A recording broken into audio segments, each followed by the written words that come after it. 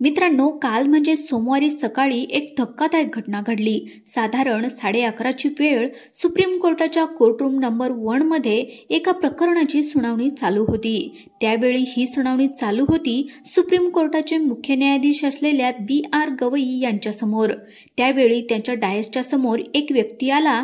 त्या व्यक्तीचे नाव आहे राकेश किशोर। त्या व्यक्तीने पुढे येऊन आपल्या पायातला बूट काढून तिथे असलेल्या सुप्रीम कोर्टाचे मुख्य न्यायाधीश B.R. यांच्यावर भिरकावण्याचा प्रयत्न केला, पण तो प्रयत्न करायच्या अगोदरच पोलिसांनी तिथे असलेल्या सुरक्षा रक्षकांनी त्याला पकडलं आणि आपल्या ताब्यात घेतलं। ही घटना भारताच्या स्वतंत्र भारताच्या इतिहासातली एक अत्यंत निंदनीय आणि अक्षरामध्ये लिहिली जाणारी घटना आज या ठिकाणी एक धक्कादायक गोष्ट आहे।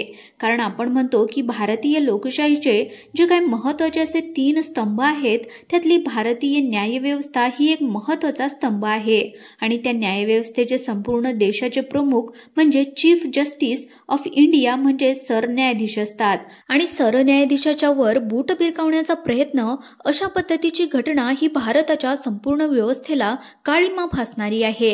जो कोणी हा राकेश किशोर हा व्यक्ती आहे, त्याने हे असं का केलं, ते करायच्या मागची त्याची मानसिकता काय होती आणि पोलिसांना त्याची केलेल्या चौकशीमध्ये काय काय सापडलं आणि या सगळ्याचा अर्थ काय होतो, फक्त दलित असणं एवढंच आहे की याच्या मागे इतर अनेक कारणं आहेत, हे सगळं पाहूया आजच्या या व्हिडिओच्या माध्यमातून।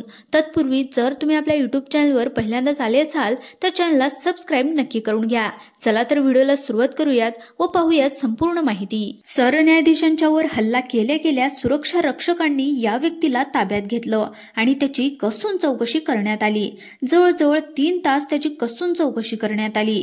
ज्यावेळी त्या व्यक्तीने बूट फेकण्याचा प्रयत्न केला, ज्यावेळी सुरक्षा रक्षक त्याला घेऊन जात होते, कोर्टरूमच्या बाहेर नेत होते, त्यावेळेला तो म्हणत होता, सनातन का अपमान नहीं सहेगा हिंदुस्तान, ही घोषणा तो देत होता।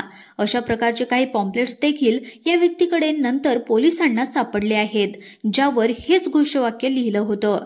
म्हणजे एक प्रकारे तो भारताचा सनातन धर्म प्रोटेक्ट करायला बघत होता आणि भारताचे मुख्य न्यायाधीश म्हणजे सनातन धर्माला धोका आहेत असं या व्यक्तीचं मत होतं। म्हणून तो सरन्यायाधीशांच्या वर बूट उगारण्याचा प्रयत्न करत होता असं आतापर्यंत आलेल्या पुराव्यावरून लक्षात येतंय। पण B.R. गवईंनी मात्र इथं कोर्टरूम मध्ये सांगितलं की अशा प्रकारच्या घटनांचा मला काही फरक पडत नाही, त्यामुळे आपलं कामकाज चालू ठेवा आणि या गोष्टीला इग्नोर करू। त्यामुळे B.R. गवईंनी जे काही कामकाज कोर्टात होतं ते तसंच चालू ठेवलं आणि या गोष्टीला अक्षरशः इग्नोर केलं। पुढे पोलिसांच्या समोर प्रश्न होता की या व्यक्तीला ताब्यामध्ये घेतलेलं होतं, त्याची चौकशी सुद्धा केली होती, पण पुढे करायचं तरी काय? कारण सुप्रीम कोर्टाने त्याला अटक करण्याबद्दल किंवा त्याला कोणतीही शिक्षा देण्याबद्दलचे कोणतेही निर्देश दिले नव्हते। सुरुवातीपासून अंदाज बांधला जात होता, ज्या पद्धतीच्या घोषणा हा व्यक्ती देत होता त्यावरून 16 सप्टेंबरला सुप्रीम कोर्टामध्ये जेव्हा जावरीमधल्याच खजुराहोमधल्या एका विष्णू मंदिरातल्या विष्णूच्या तुटलेल्या मूर्तीबद्दल जेव्हा सुनावणी चालू होती, तेव्हा त्या व्यक्तीचं असं म्हणणं होतं की सुप्रीम कोर्टाने या मंदिराच्या या मूर्तीच्या रिस्टोरेशनची परवानगी द्यावी किंवा त्याचे अधिकार द्यावेत किंवा तसं आदेश द्यावा। पण त्यावेळी सुप्रीम कोर्टाचे न्यायाधीश असलेल्या B.R. गवईंनी म्हटलं होतं की या गोष्टीचा निकाल लावायला किंवा निर्णय घ्यायला भारतामध्ये ASI नावाची संस्था आहे, म्हणजेच आर्किओलॉजिकल सर्व्हे ऑफ इंडिया। तुम्ही त्यांच्याकडे जा आणि त्यांच्याकडून हे प्रकरण मग आमच्याकडे येऊ द्या। त्यांनी नाही म्हटल्याच्या नंतर तुम्ही डायरेक्ट आमच्याकडे येऊ नका, असं सांगितल्याच्या नंतर फक्त B.R. गवई यांनी यावेळी असं म्हणाले होते की जर तुमची एवढीच देवावर भक्ती आहे तर तुम्ही तुमच्या देवाकडेच का डायरेक्ट जात नाही? तुमचा देव आपोआप स्वतःला दुरुस्त करून घेईल, आमच्याकडे येण्याची गरज तरी काय? ही एक प्रकारे एक प्रसिद्धी मिळवण्यासाठीचा केलेला अटेम्प्ट होता असं सुप्रीम कोर्टाचं मत होतं। म्हणून B.R. गवईंनी अशा प्रकारचे ताशेरे ओढले होते आणि अशा प्रकारचे ताशेरे ओढले जात असता सुप्रीम कोर्ट अशा प्रकारच्या गोष्टी बोलत असतो, पण सुप्रीम कोर्टाचे मुख्य न्यायाधीश हे दलित असल्यामुळे या गोष्टीकडे वेगळ्या पद्धतीने पाहिलं गेलं। एक दलित भारतातल्या हिंदू धर्माला, हिंदूच्या देवतांचा अपमान करण्याचा प्रयत्न करतोय, अशा पद्धतीचा रंग 16 सप्टेंबर नंतर काही लोकांनी देण्याचा प्रयत्न केला होता आणि त्याचाच भाग म्हणून त्यातूनच झालेला एक प्रकारचा वैफल्य आल्याच्या नंतर या व्यक्तीने, ज्या व्यक्तीचं वय आज रोजी 71 आहे, या व्यक्तीने अशा प्रकारची घटना आज घडवून आणली। B.R. गवईंनी काही दिवसापूर्वी असंही म्हटलं होतं की भारतामध्ये कायद्याचं राज्य चालतं, इथं बुलडोझरचं राज्य चालत नाही। या गोष्टीला देखील काही लोक एक प्रकारे योगी आदित्यनाथ यांच्या विरोधातली भूमिका म्हणून घेतायत आणि त्याला देखील वेगळा रंग देण्याचा प्रयत्न केला जातोय। पण हे काही असलं तरी बार असोसिएशनने मात्र या ठिकाणी अतिशय चांगली भूमिका घेतली आहे आणि त्यांनी सांगितलं की या व्यक्तीचा आम्ही निषेध करतो, त्याने जे काही केलंय ते अत्यंत चुकीचं केलंय, निंदनीय केलंय आणि याला कोणत्याही पद्धतीने समर्थन करता येणार नाही। बार असोसिएशनने तडकाफडकी या व्यक्तीला म्हणजे राकेश किशोर याला सस्पेंड केला आहे। याच बरोबर supreme court advocates on record यांनी देखील या व्यक्तीचा निषेध केलेला आहे, या घटनेचा निषेध केला आहे। पण या ठिकाणी प्रश्न असा पडलाय की हा राकेश किशोर आहे तरी कोण? काही ठिकाणी याचं नाव राकेश किशोर असं सांगितलं जातंय तर काही ठिकाणी राकेश किशोर तिवारी असं सांगितलं जातंय। पण हा एक असा व्यक्ती आहे जो दिल्लीमध्येच राहतो 2011 पासून। हा बार असोसिएशनचा सदस्य आहे, दिल्लीच्या बार असोसिएशनचा सदस्य आहे आणि तो व्यवस्थित आपलं काम करतोय। अशा प्रकारची घटना तो घडवून आणेल असं आजपर्यंत कधी वाटलं नव्हतं, असं काही लोकांचं मत आहे। पण जे काही झालंय ते झालंय।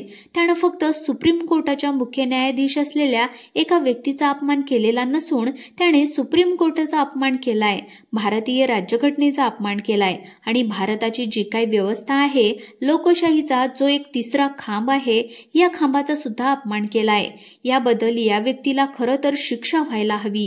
भारताचे मुख्य न्यायाधीश हे एक दलित आहे, कारण या भारतामध्ये एक दलित मुलगा या देशातल्या ज्युडिशियरचा प्रमुख होऊ शकतो। ही गोष्ट या निमित्ताने का होईना परंतु सिद्ध होते आणि या गोष्टीचा खरंच अनेक लोकांना अभिमान वाटतो। यामध्ये काही लोकांना मात्र असं दिसतं की एक दलित व्यक्ती इतक्या मोठ्या पदावर कसा काय बसू शकतो। पण खरं तर जी घटना डॉक्टर बाबासाहेब आंबेडकरांनी निर्माण केली, ज्या पद्धतीने ही घटना रचली आहे, घटनाकारांनी ते सगळं पाहता या गोष्टी अपेक्षित आहेत आणि त्या कधी ना कधी तरी घडतच असतात। पण या अशा प्रकारच्या मानसिकतेचे लोक आपल्या राज्यघटनेला नख लावण्याचं काम करत आहेत। जसं B.R. गवई यांच्याकडे एक दलित म्हणून पाहिलं गेलं, तसंच आपण या गोष्टीही विसरता कामा नये की B.R. गवई हे एक मराठी व्यक्ती आहेत आणि दिल्लीमध्ये मराठी लोकांचा अशाच पद्धतीने अपमान केला जातो, त्यांना बाजूला काढलं जातं। मग ते सेक्रेटरीमध्ये असो किंवा सचिवालयामध्ये असो, मंत्रालयामध्ये असो, मंत्र्यांचा कारभार वाटपमध्ये असो, आजपर्यंत मराठी माणसाला दिल्लीमध्ये अशाच प्रकारची वागणूक देण्याचा प्रयत्न केला जातो। हे जे काही तथाकथित दिल्लीमध्ये राहणारे किंवा दिल्लीच्या आसपास राहणारे लोक आहेत, हे अशा पद्धतीची वागणूक मराठी माणसाला देत असतात। त्यामुळे फक्त दलित म्हणून नव्हे तर एक मराठी माणूस म्हणून, एक महाराष्ट्रीयन म्हणून देखील या गोष्टीचा निषेध केला पाहिजे, कारण ही मराठी माणसावर देखील केलेला हल्ला आहे। कारण की B.R. गवई मुख्य न्यायाधीश झाल्यामुळेच कोल्हापूरच्या खंडपीठाचा प्रश्न मार्गी लागला आणि कोल्हापूरला सर्किट बेंच मिळालं। जी मागणी जवळपास 50 वर्षापासून इथले लोक करत होते, जी गोष्ट आजपर्यंतच्या कुठल्याही सुप्रीम कोर्टाच्या मुख्य न्यायाधीशाला जरुरीची वाटली नाही, तीच गोष्ट B.R. गवई यांनी केली। त्यामुळे या गोष्टी आपण विसरता कामा नये। जेव्हा तिथे मराठी माणूस बसतो, जेव्हा तिथे आपला माणूस बसतो, तेव्हा आपल्या हिताचे निर्णय घेतले जातात। म्हणूनच अनेक लोक आपली माणसे आपले सुप्रीम कोर्टामध्ये आणण्याचा प्रयत्न करत असतात। अर्थात तो सगळा वेगळा भाग असला तरी सुद्धा या ठिकाणी आज सुप्रीम कोर्टामध्ये जे काही झालं त्याचा निषेध केलाच पाहिजे। मग तो सनातन धर्माच्या नावावर केलेली घटना असेल किंवा आणखी कोणती असेल, त्याचं समर्थन कुठल्याही भूमिकेमध्ये करता येत नाही। त्यामुळे आजच्या सुप्रीम कोर्टाच्या सुनावणीमध्ये जे काही झालं त्याचा आम्ही निषेध करतो। या सगळ्या गोष्टींच्या बद्दल तुमची प्रतिक्रिया आम्हाला जरूर सांगा। हा व्हिडिओ आवडला असेल तर व्हिडिओला लाईक करा, चॅनलला सबस्क्राईब करा। पुन्हा भेटूया नवीन व्हिडिओमध्ये। धन्यवाद।